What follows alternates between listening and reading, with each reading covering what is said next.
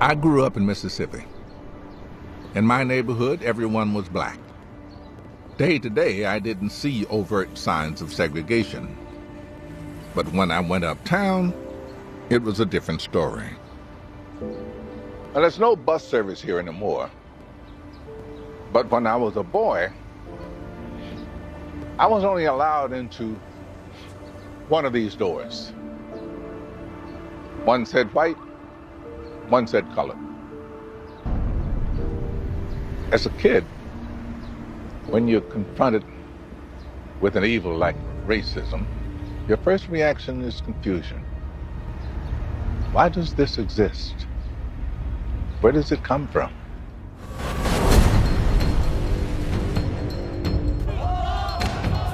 For all of our capacity to do good, the urge to do evil has plagued human history.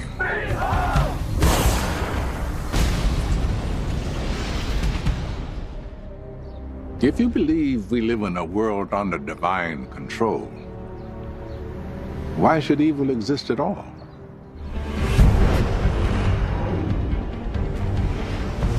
So I'm going on a journey to try to understand why evil exists. I know what you did. My question is, can you tell me why? To discover how it invades our lives. People who believe that they are possessed by an evil spirit can come here.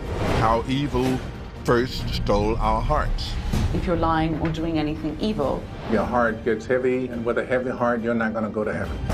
And I'll see how some religions train us to fight the devil. You have two mentalities. One is good and one is bad. To turn the darkness I did some incredibly terrible things. Into light. You represent the hope of the world.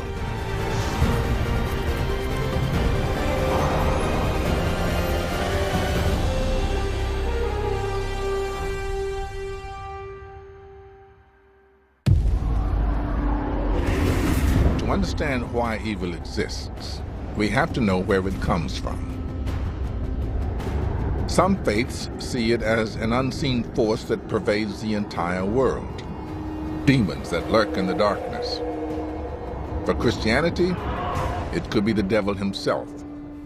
Or is evil something that comes from inside us?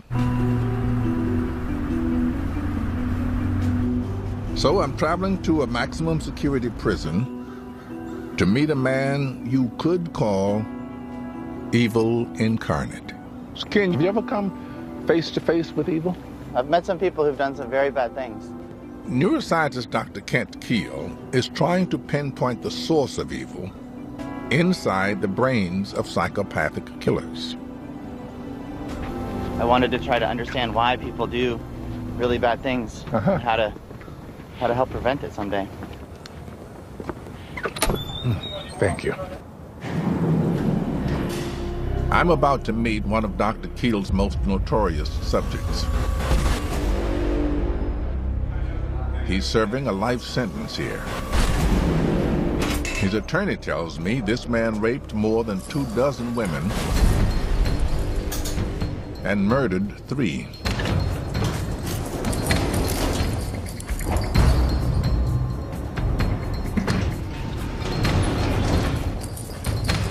He's been in jail almost since he was a teenager, except for very short spurts, where when he would get out of jail, he would go back to the same behavior of raping, and eventually it evolved into murdering. Did he confess to these? He confessed to all of them.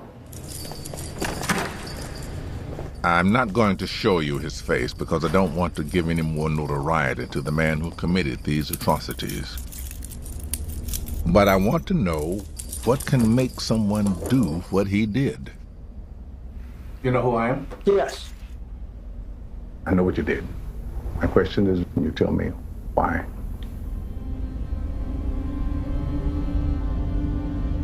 It was a spur-of-the-moment thing. Each time? I didn't have any plan to go out and snatch anybody, commit any sexual violence against anybody. I had a desire, an impulse, and I wasn't able to stop myself from acting on the impulse. Let me ask you, at about what age did you start? I think when I was 21, 22, I was out looking for something to steal, and I just spotted a teacher who had stayed late. So I decided to rob her, kidnap her, and rape her. I just pulled over on an access road, and she fought back, slipped through the door, and I just turned around and took off. When did you first kill?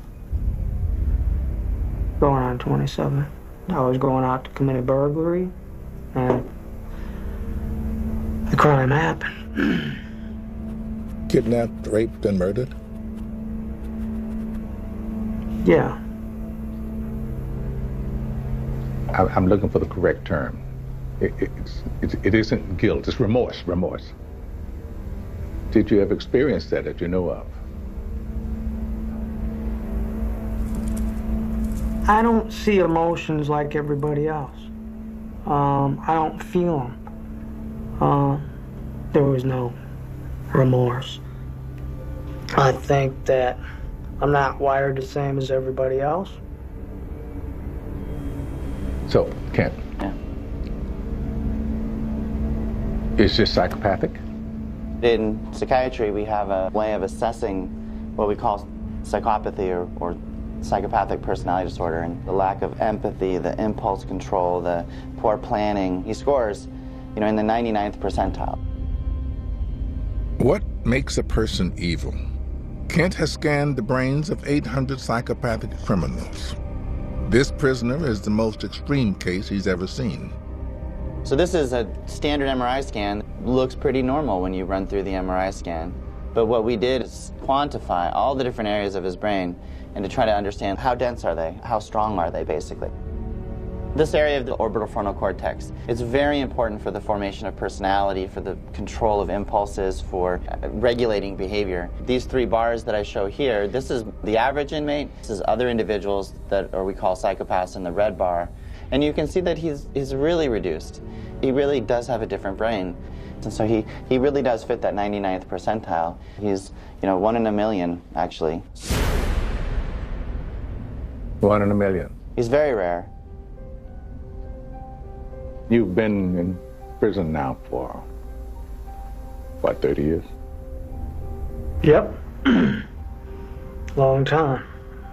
What if I said, I have a way to get you out? Would you want to go? I'd want to go, but since I did commit those crimes, I still have that capacity. Society wouldn't be safe. I don't have the same controls as you do, or somebody else does.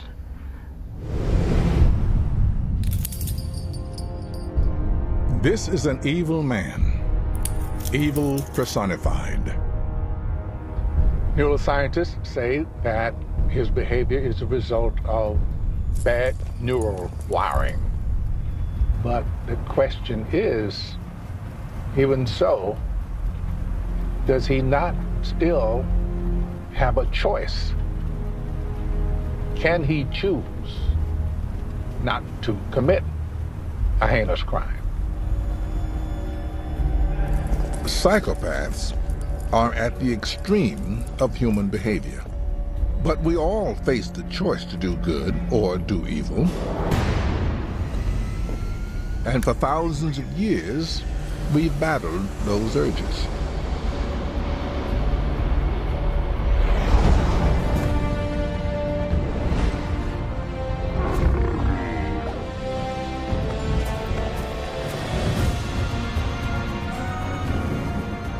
I've come to Luxor, capital of ancient Egypt.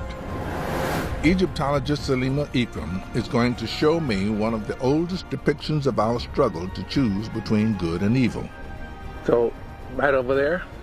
Yes. All the east and sort of the part on the other side of the Nile, the east of the Nile, was always the land of the living. And then over here, you have the land of the dead on the west. Literally. All those are tombs. Yep. All of those are tombs, and I want to show you one in particular. These are the tombs of the nobles, just around the corner from the Valley of the Kings, where Tutankhamun was buried more than 3 millennia ago. So here's the tomb of Menna. Menna. Uh-huh. Here we go.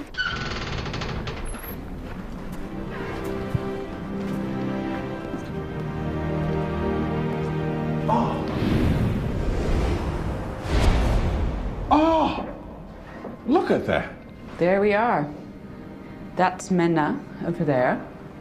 And he was the scribe for the god Amun, and he oversaw the lands of the god Amun, and also over here you can see this big harvest that he's checking out. It's great. They're harvesting the wheat. This artwork is 3,500 years old. Yeah, 1370 BC. And it hasn't been touched up. Those are his scribes. He's overseeing the scribes. Precisely. And when I get back to the States, I'm going to be a hieroglyphic expert. You are, indeed.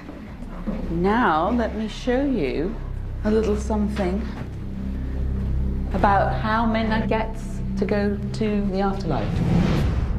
Menna's tomb includes a remarkable feature that Salima tells me I have to see. A scene where Menna would be judged on the balance of good and evil he had done. This is all funerary procession. Okay. And you can see his coffin being brought here. That's his coffin there? Uh-huh, that's his coffin. And then he's brought here, finally, in front of the god Osiris.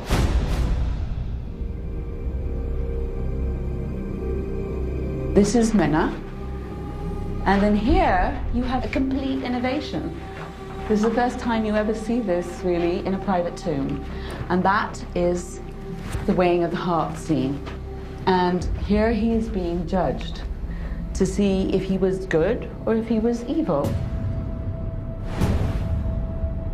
In front of Osiris, the god of the underworld, Menna's heart is weighed against the goddess of truth, Maat. While Thoth, her husband, writes down the judgment. So it's almost as if it's a cliff note for him. Gotcha. Cliff notes. So if you're lying or stealing or cheating or doing anything evil, the whole thing is the fact that it reflects on your heart. All of that weighs on your heart gets heavy. Mm-hmm. I have a heavy heart. Yes. And with a heavy heart, you're not going to go to heaven. That's right. You won't be able to have liftoff, basically. Oh, good, well put. So in this depiction, his heart is indeed in balance, right? Right. So he's cool. Totally cool. All right. Good to go into the afterlife. You would think that that would be the beginning, at least somehow, of the Judeo-Christian ethic, as it were, in terms of good and evil in that. Basically, I think that modern religion has its roots in this idea of morality, and that anything bad you do is reflected and can be judged in some way. The Egyptians were very literal. They said you can judge it by your heart. But even now, when you can say, he is pure of heart, it means he's a good person. Right. In the centuries after Menna, the idea of eternal reward for turning one's back on evil spread throughout Egyptian society. And from there, it may have fed into Judaism, Christianity, and Islam.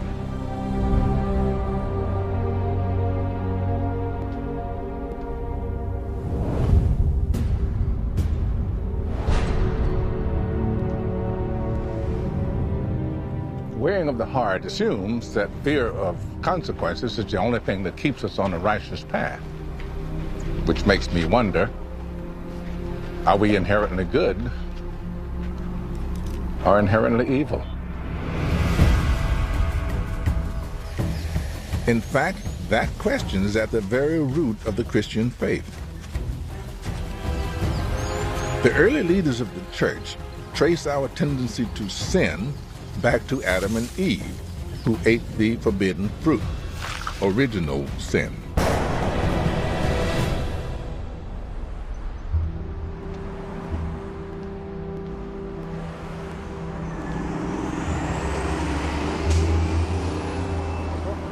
I've come to meet Baptist Reverend and theologian Cutter Calloway to find out whether original sin means we are all evil at heart.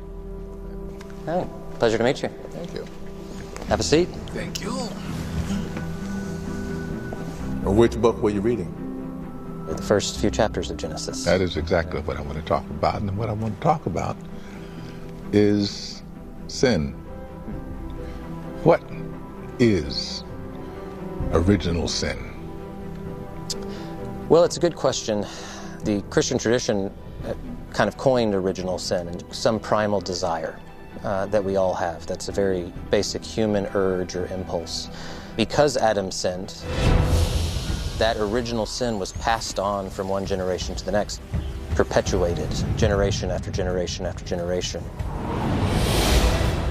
I have recently spent some time with a person who we could say personifies evil, and you just say, why did you do these things? And he would say, I just felt like it. Beyond that, I don't know. Now, that's inherent evil, isn't it? What you saw, you could name that as a sort of demonic thing. This is demonic. It's demonic, but I think it's important for us to acknowledge that there is a little bit of him in all of us. There's something inherent in us that seems to bend itself towards death and violence. Is there a devil, or is that just a metaphor? It is a metaphor, and also the devil is real. There's a lot of different forms, you know, devils with pitchforks to goblins and ghouls, etc. In the New Testament, you even get Jesus interacting with Satan. And yet at the same time, you have Jesus talking to one of his disciples and saying at one point, "Get behind me, Satan." So it seems even Jesus is dealing with both an actual presence, what we might say is a personified evil, and at the same time that we can be satanic, demonic in our own desire to steer away from what God wants. We are born with the capacity for evil inside us. Most of us struggle our whole lives to resist the temptation to do wrong. But there could be another source of evil in our lives. The people who brought us into this world. My dad was an alcoholic. Whether they are living or dead. Why does evil exist in the world? Is it because we all have evil inside us? Or does it come from somewhere else?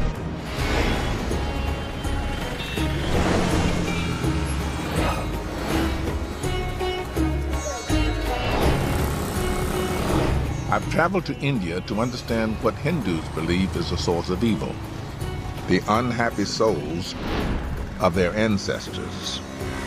I'm in the city of Varanasi to visit the temple of Pishash Moshan, where exorcisms go on all day long.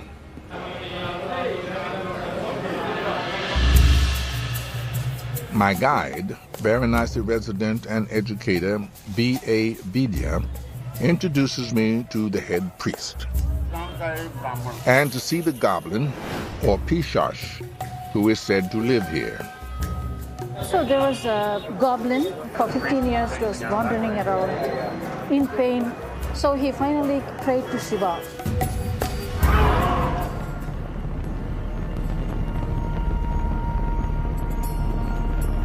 The great Hindu god Shiva puts the goblin through a purifying ritual which ends with a dip in a nearby pond.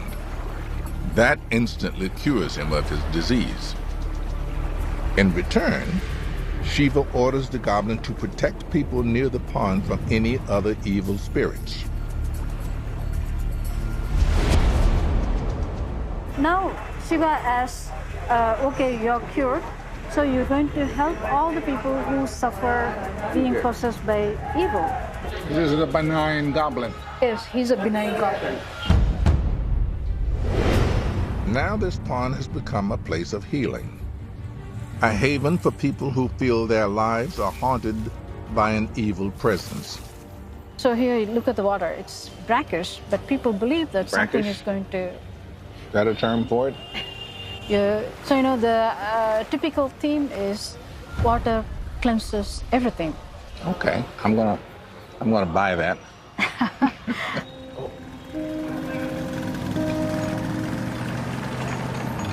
Hindus believe that when someone's death is traumatic or unhappy, their soul can become angry and haunt the lives of their children or other relatives. This can cause mental or physical illness, even financial troubles. The correct rituals, however, can liberate the unhappy soul and free the living.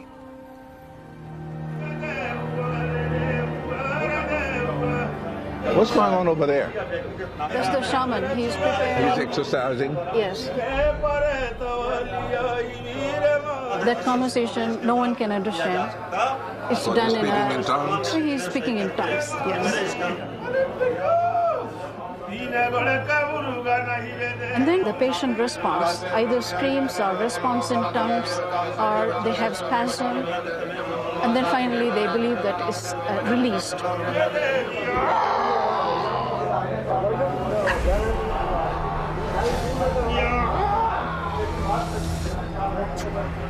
Most of the people who come here don't need a full-on exorcism like this man.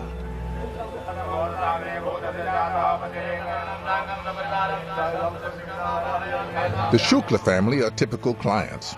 They're having money troubles, and they worry that the spirits of their ancestors may be the cause.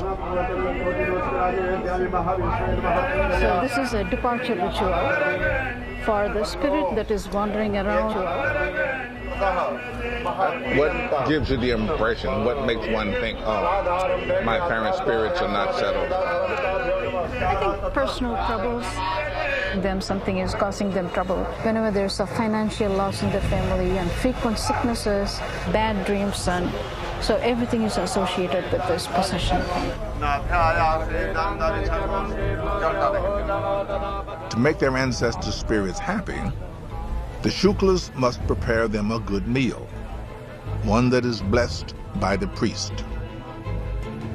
They offer the honey, clarified butter, banana, fruits, and everything. So this would be offered to dead soul, which is going to eat the food. So this would be a special meal. After receiving all the food, they offer a lamp and an umbrella and a pair of shoes. So here, every departed soul is treated like a real human being. It's welcomed. If the spirit is treated like a real human being. The ancestors receive what they need for their journey in the afterlife. After the Shuklas offer the food to the sacred pond and nail a coin to this holy tree, the unhappy souls of their ancestors are set free, and the shadow of evil lifts.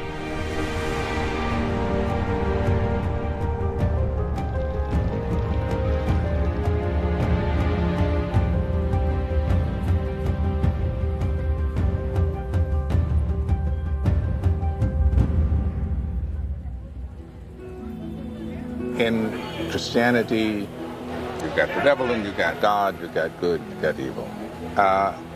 Don't seem to have that going on in Hinduism. In Hinduism, there's no dichotomy between good and evil. The same person can become good and evil. In a temple like this, even the evil is treated very respectfully and is treated caringly. That's very interesting concept, because I think it sort of frees us up to be better. Oh, yeah. There's always at the end the hope that even the evil can be liberated. and evil can be purified, like taking a dip into the pond.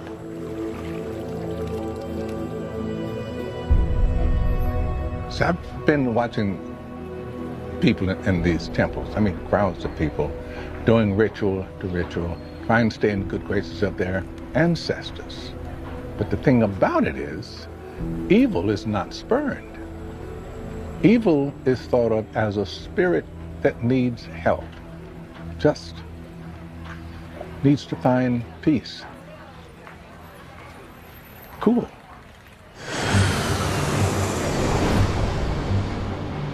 Hindus want to guide evil into becoming good. That idea is also the basis of another faith.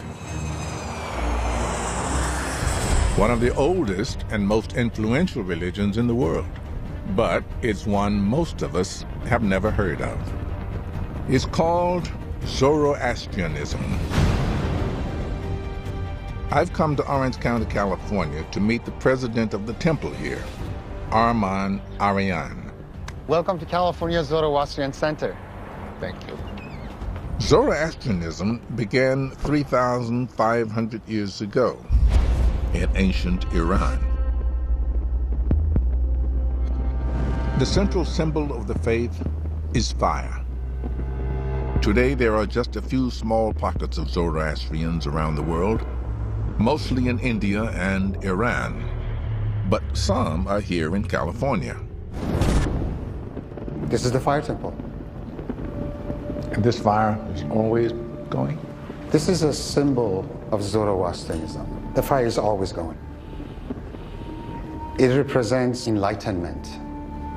The more you are aware of this world of ours, the more you know what's ahead, the better decisions you can make. It's kind of like you're walking with a flashlight in your hand. Yeah. The brighter the light in your life. That's right. How does that tie in to Zoroastrian belief in this separation of good and evil?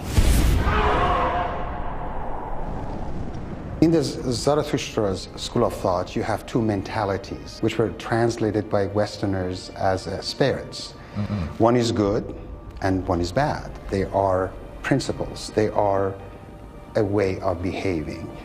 So the Zoroastrian motto is good thoughts, good words, and good deeds. Zoroastrianism is a religion focused on defeating evil. Zoroastrian priests wear clean white robes, which, like their sacred flame, represent enlightenment, the path away from evil.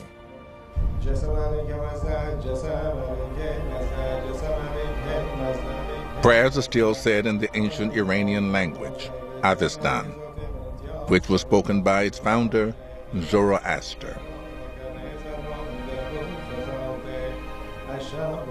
Professor of Religion Gregory Riley has been studying how Zoroastrian beliefs shaped Judaism and Christianity, and how they gave birth to the idea of the devil. Zoroastrianism predates the Abrahamic religions. That's right, yeah. Zoroaster postulated that to defeat evil in the world, we're going to have a cataclysmic battle. And God and the devil are going to fight it out. That's New Testament. That's not Zoroastrianism. Yes, it is Zoroastrianism, yeah. And if you go to the great massive religions around, there's no devil. The Israelites, they lived without a devil until they're in Babylon. The Jews met Zoroastrianism, and they began to assimilate ideas. They come back, and the devil begins to appear in Jewish literature. These ideas about the devil having caused that evil, and those things start to work on people. So by the time we get to Jesus' day, they've actually created a name for the devil, Beelzebul, if you've heard that word before. Yeah, it's got a few of them. Yeah. So the great competitor of Jesus in our New Testament Gospels. This is now a new take. That's right. Jews make it their own. Christians make it their own. Islam makes it their own.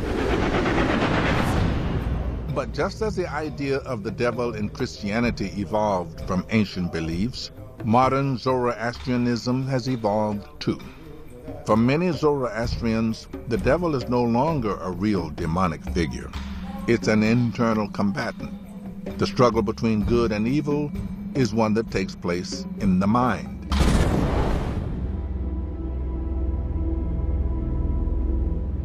So the Zoroastrian motto is good thoughts, good words, and good deeds. And the order is very important because you start with a thought, you talk it with a mentor before you take any actions. This way you don't get yourself in trouble.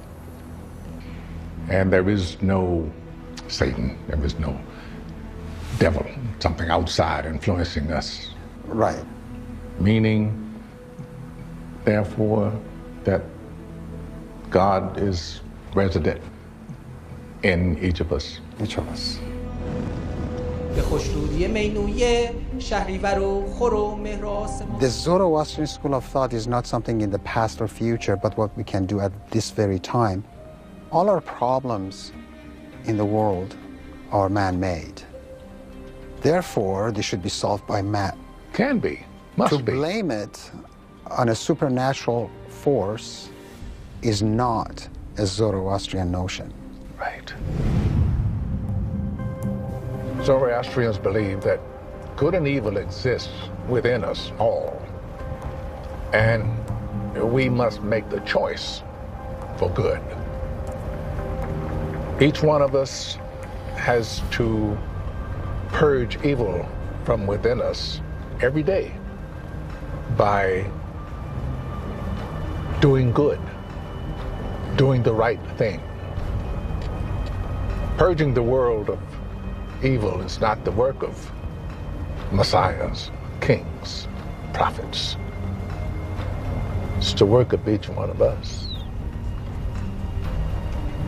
Be we tailor, butcher, salesman, actor, whoever we are. I like that. But is it really possible to conquer evil without the threat of a real devil, without the threat of eternal punishment?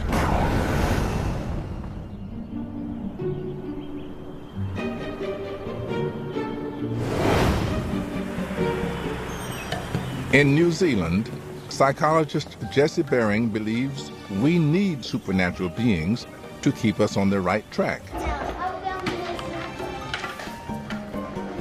Are you guys ready to play a game? Yeah! Jesse devised an experiment to test his theory. Oh. All right, why don't you guys make a circle and sit in front of me here, and I'll go over the rules for you. So you see this piece of tape? The first rule is that you can't step over the line. The second rule is that you've got to throw with your back to the dartboard. So you can kind of go like this and do the best that you can. Oh, see? Oh, not that easy, is it?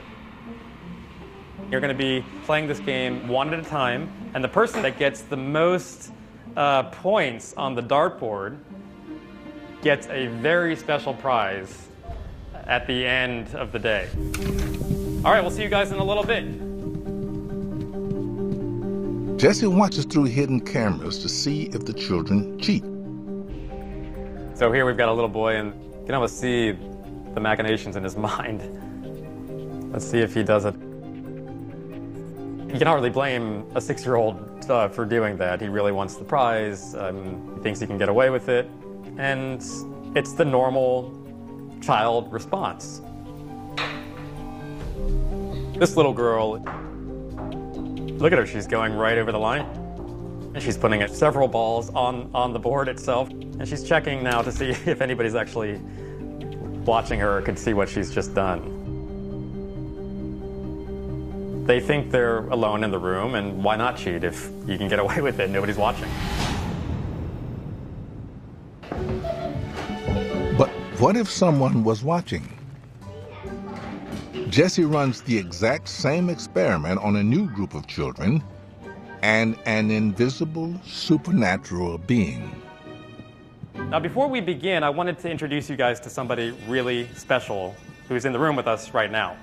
Now, her name is Princess Alice. Have any of you ever heard of Princess Alice before? She's a very friendly, magical princess, and she's got a very special ability. She can make herself invisible. Princess Alice is sitting in that chair right now. So you guys go upstairs for now, and then we're going to bring you each down individually to play the game. With the kids believing they're under the gaze of an invisible princess, Jesse sees something remarkable. Now this little girl, she's being pretty good so far. Clearly not interested in breaking the rules. So here we've got a little girl, and she's actually touching the chair to see if maybe she can feel Princess Alice sitting there. Oh, she's saying Princess Alice, so she's clearly not cheating here.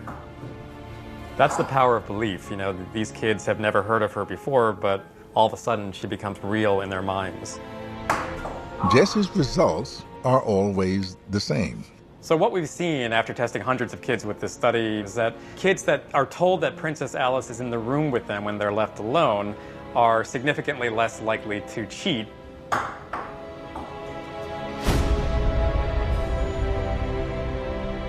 She's doing the same thing that any supernatural agent or god would do in a given society. She is watching them, she cares about their social behavior, and ultimately, at least the implicit assumption is that somehow she will act if they violate one of the rules.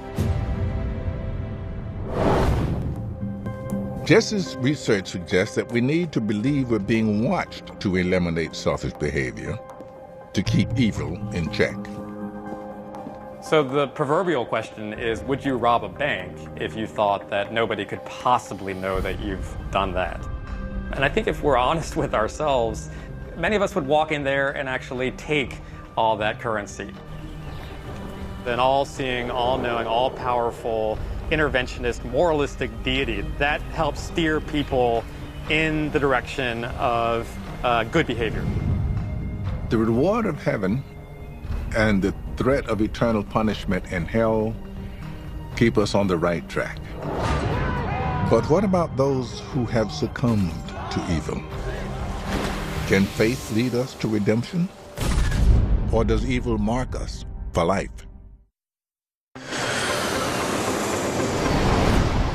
I'm traveling the world to discover why people believe evil exists. Christians, Jews, and Muslims believe it's part of the human condition to be tempted to do wrong. Many faiths urge us to fight temptation, to put the greater good ahead of our self-interest. But can we actually rid ourselves of evil? In Sarnath, India, I witnessed how Tibetan Buddhists purged themselves of evil thoughts.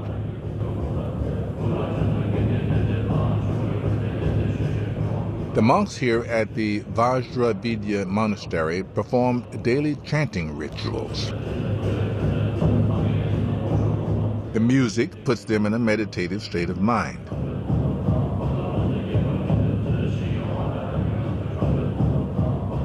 Buddhists believe the urge to do evil stems from our ignorance of how our minds work. The ritual helps these young monks locate the source of those bad thoughts so that they can understand their cause and overcome them. But not everyone wants to fight their inner demons. There are plenty of people who seem to be hell-bent on doing bad things. Is there any way to change them? I've asked Kent Keel, the neuroscientist who studies psychopaths, to meet me again. I want to know if his brain scans give us a way to combat evil. I mean, we always accept evil as, there it is, it just is, there's nothing we can do about it. But could these brain scans be used maybe to intercept some young people before they get going on this? I think they can. When we understand the systems of the brain that are different in people who commit these bad crimes, it gives us an opportunity to try to develop a treatment for that. It's just like if if I injure my arm and this muscle gets atrophied, just like these certain areas of their brain are atrophied, I might be able to develop a treatment program that remediates that atrophy and fix it. At about what age range would you think, as an expert, you would have to start looking?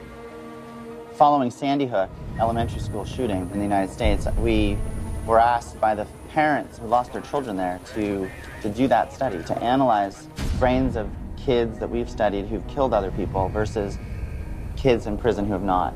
And when we did that analysis, I wasn't sure that we would find anything that different, but we really did.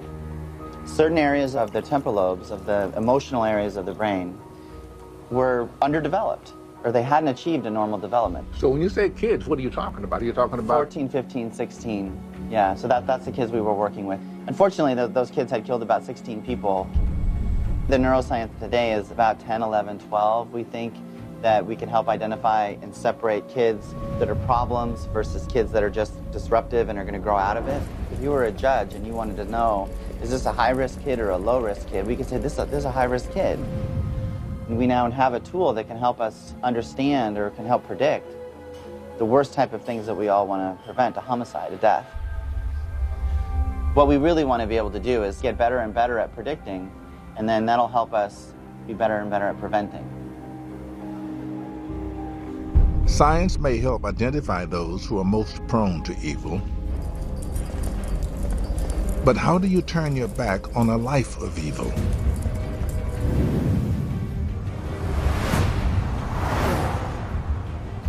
I've come to Los Angeles to meet a man who wiped all trace of evil from his life. All right, buddy, you are all done.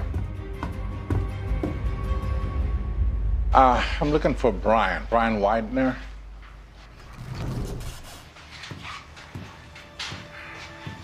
Morgan Freeman. Brian Widener, how are you? I'm very well indeed. Very well. How are you? I am doing well, sir. Tell me something about yourself. I hear terrible things. Well, for 16 years, I was a neo-Nazi skinhead. A neo-Nazi skinhead? Yes, sir.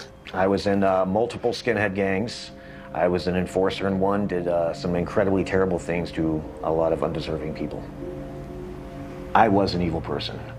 I wanted to hurt the world. That's all I wanted to do. I had a sense of just utter destruction for everybody. That was my driving goal. Well, let me ask you, how did you get to the street? Why were you on the street? I fell in with a gang, basically, is what happened. I fell in with the wrong people. Sing loud! Sing loud! I was 14 years old, and I was running the streets. These guys gave me a place to stay. They bought me beer, made me feel accepted and wanted. After about my 10th year, I kind of realized this is a subculture of degenerates. I realized I'm not superior to anybody. In fact, I was pretty well a lower form of humanity, you know. Okay, now we're up to 10 years after you've been running around with these people, and you had an epiphany. Tell me a little bit about that. Some really just magical things just kind of happened out of nowhere. Like? Well, I went to a skinhead concert in 2005, and I met a woman there. And by the January of 2006, we got married. By February, she was pregnant. I had to start taking a hard look at what I was doing with myself. I'm bringing this child into a world. And told him I can't do this anymore. I'm done. I got to take care of my son. So during that time, I made the change on the inside. I actually had to make a physical change on the outside. How was that? Let me show you.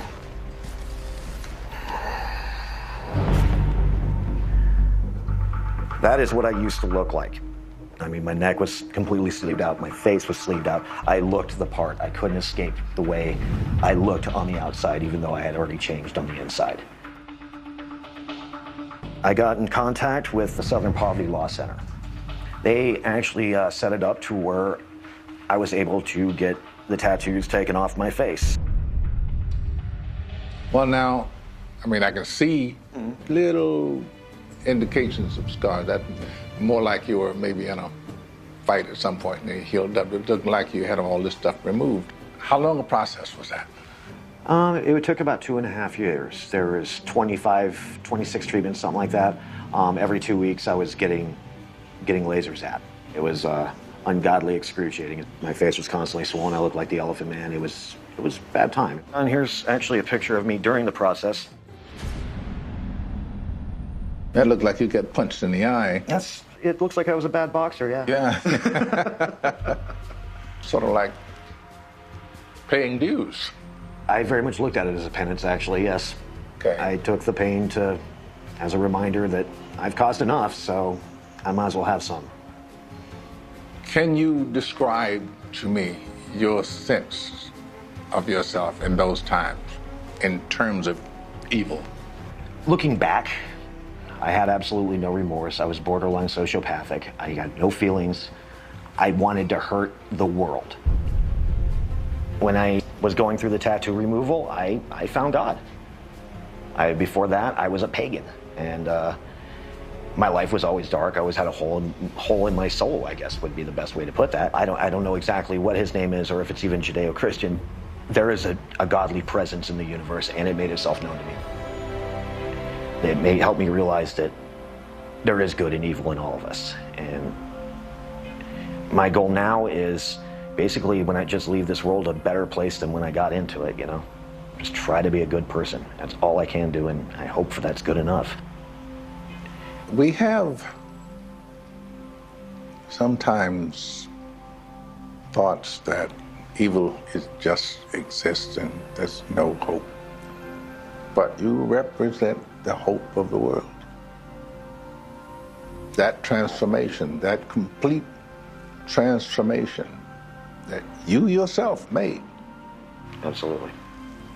And for you to be able to just completely turn yourself around like that is very, very encouraging. And I'm honored to talk to you. Thank you.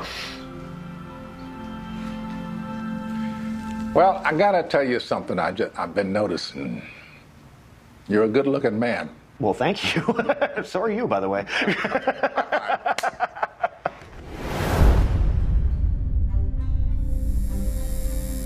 The outward stains of Brian's past have been wiped away. But I'm struck by the astonishing difference in his two lives on the inside. There was evil in his heart. His admission, deep and remorseless. But, he says, the birth of his son and a dawning belief in God is what purged him of evil. If Brian can do that, gives us hope that people can change. Evil can be contained. This hope is at the core of the Christian faith. We have gathered today on this riverbank to perform one of the oldest traditions in our faith, that of baptism. People sin, but those sins can be washed away. We follow Jesus' example today as we baptize Austin, Katie, Abby, Norman, and Chris. These 5 do this as a sign of repentance and forgiveness of sin. Baptism points the direction to where we are headed, and it's a new start on life.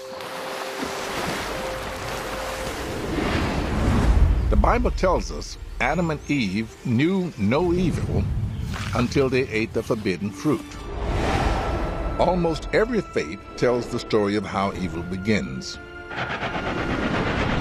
Whether we believe it comes from unhappy souls, the devil himself,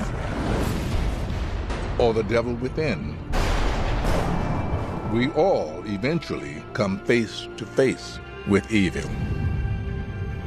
But I think we need to know evil because in spite of all the suffering it causes, it drives us to do good. Without evil, how would we have ever developed our unique human characteristics? The ability to express kindness, mercy, forgiveness.